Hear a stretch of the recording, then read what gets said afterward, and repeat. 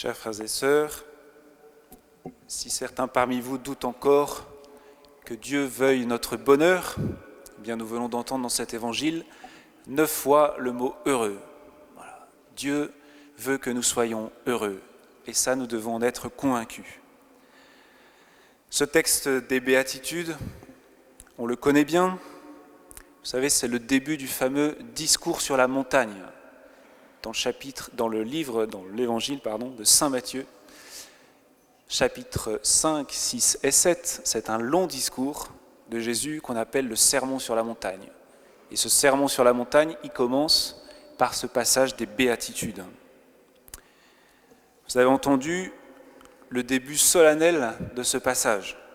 En ce temps-là, voyant les foules, Jésus gravit la montagne. Il s'assit et ses disciples s'approchèrent de lui.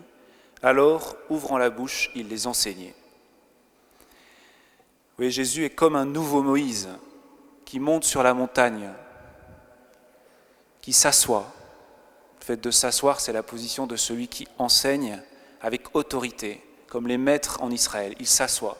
Et sa chaire de vérité, eh bien, c'est cette montagne sainte d'Israël.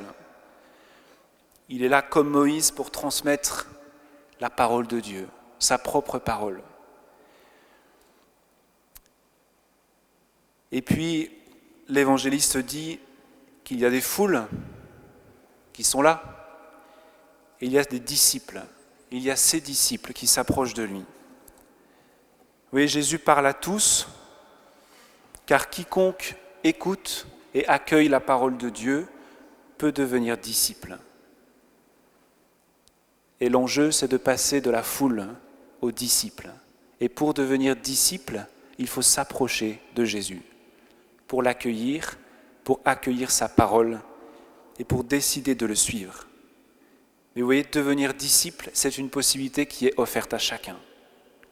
Chacun est appelé. Il s'agit d'écouter Jésus, simplement. C'est tout simple. S'approcher de lui pour l'écouter, ça commence comme cela. Alors peut-être tu te dis, je ne suis pas capable, moi, de suivre Jésus. Je ne suis pas capable de le mettre vraiment partout dans ma vie, de vraiment écouter sa parole, de vraiment la mettre en pratique. Je ne suis pas capable. Mais ça tombe bien parce que dans la deuxième lecture aujourd'hui, on a entendu ce qu'il y a de faible dans le monde, voilà ce que Dieu a choisi. Ce qu'il y a de faible dans le monde, voilà ce que Dieu a choisi. Dieu ne choisit pas des gens capables, mais il rend capables ceux qu'il choisit. Dieu ne choisit pas des gens capables, mais il rend capables ceux qu'il choisit. Et la joie de Dieu, c'est d'appeler des pauvres, des gens qui sont faibles et sans force. Pourquoi ? Parce que quand on est pauvre, eh bien on a les mains ouvertes.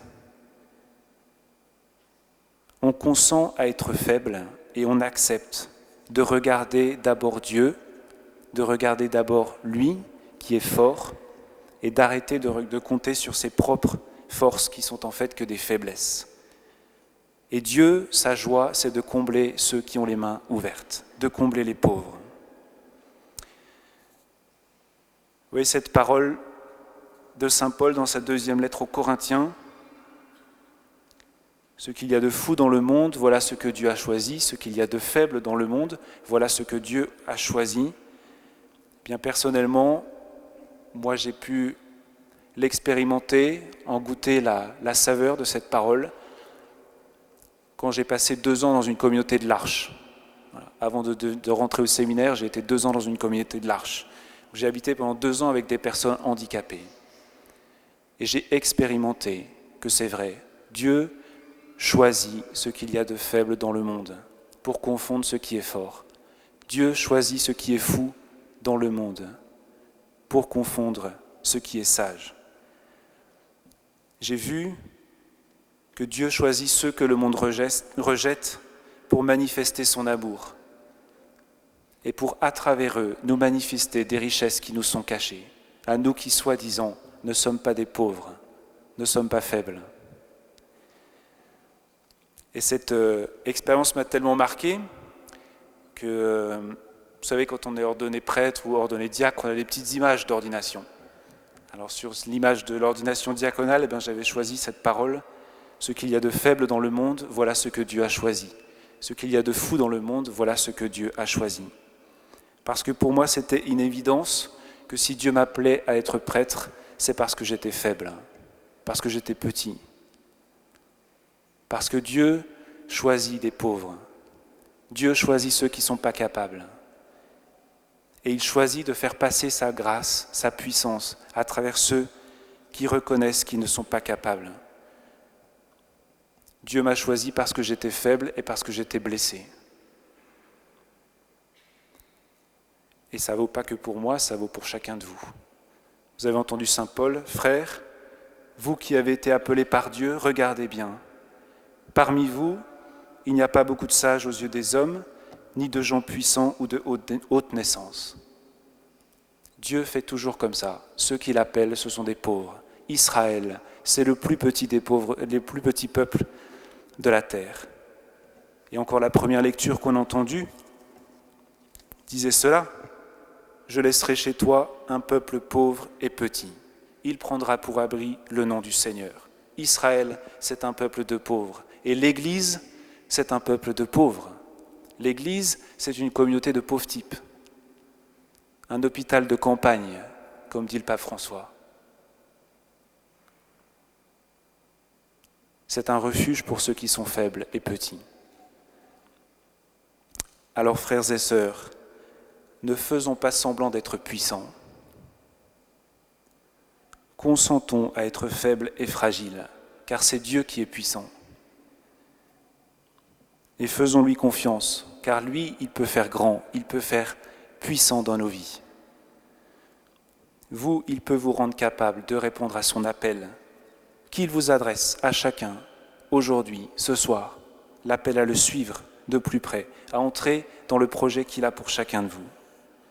Dieu ne choisit pas des gens capables, mais il rend capables ceux qu'il choisit.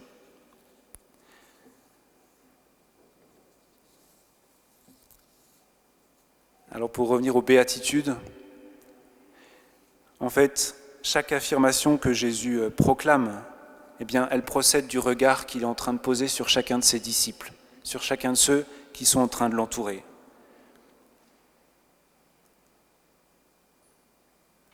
Et en même temps, ces béatitudes, on voit qu'elles sont d'abord réalisées par le Christ lui-même. C'est d'abord lui dont on parle. C'est d'abord une biographie intérieure de Jésus, un portrait de sa personne. Lui qui n'a pas d'endroit où reposer la tête et qui dit « j'ai soif » ou bien « m'aimes-tu » c'est lui le vrai pauvre de cœur. Lui qui dit « devenez mes disciples, car je suis doux et humble de cœur » c'est lui qui est véritablement doux. Lui qui dit qui a véritablement un cœur pur et qui dit « Qui m'a vu a vu le Père ».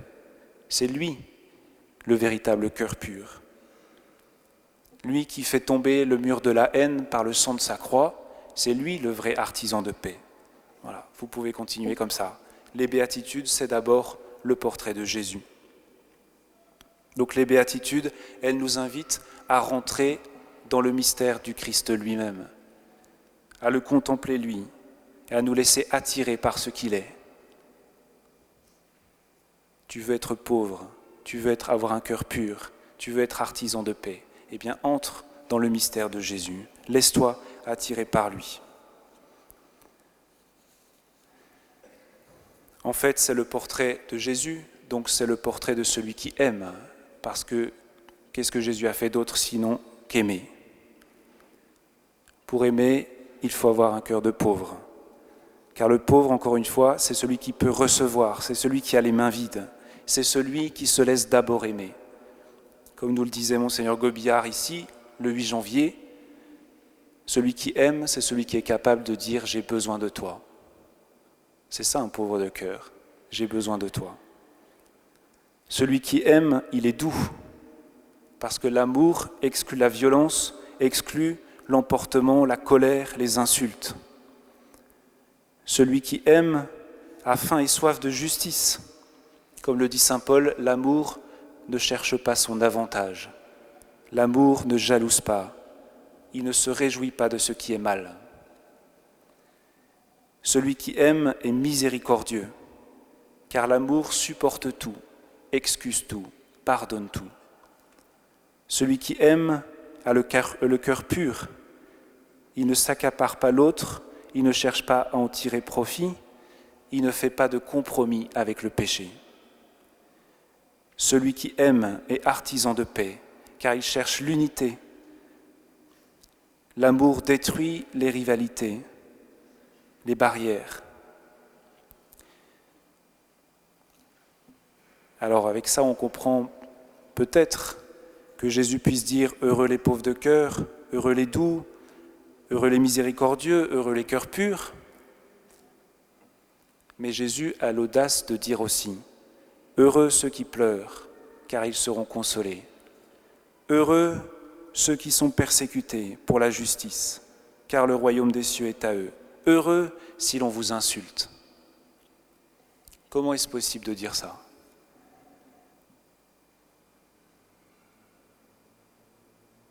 Eh bien, je crois, c'est parce que l'amour vrai entraîne nécessairement la souffrance. Ça va à l'encontre de tout ce qu'on peut entendre dans le monde, pour qui le bonheur se confond avec le bien-être, avec l'absence de souffrance. Mais celui qui aime vraiment passera nécessairement par la souffrance. Et le Christ, sur la croix, nous révèle cela. Il n'y a pas d'amour vrai sans souffrance.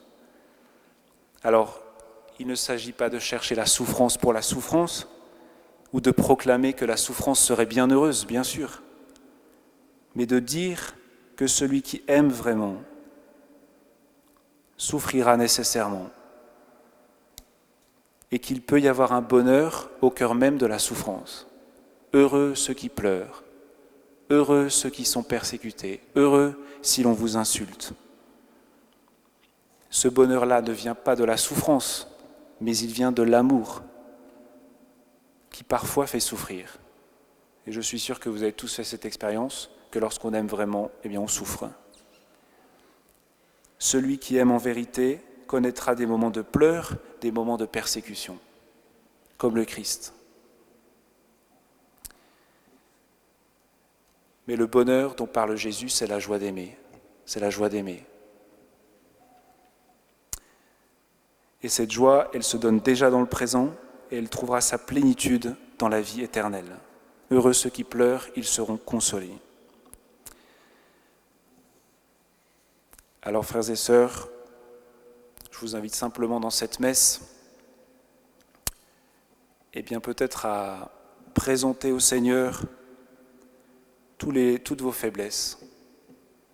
Voilà, tous ces lieux où vous êtes faibles, pauvres, petits, et d'offrir ces faiblesses au Seigneur, d'ouvrir les mains,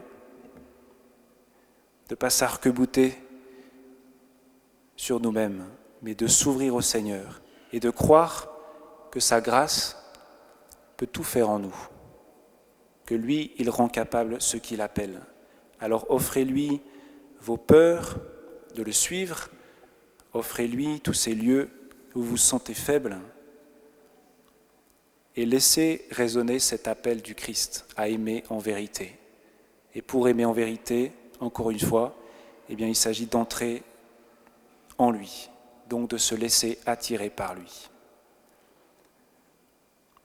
Seigneur, merci pour l'appel que tu as sur chacun de nous. Merci pour cet appel au bonheur. Seigneur, nous voulons apprendre à aimer comme toi, à aimer en vérité. Seigneur, rends-nous capables, car nous sommes faibles et pauvres. Amen.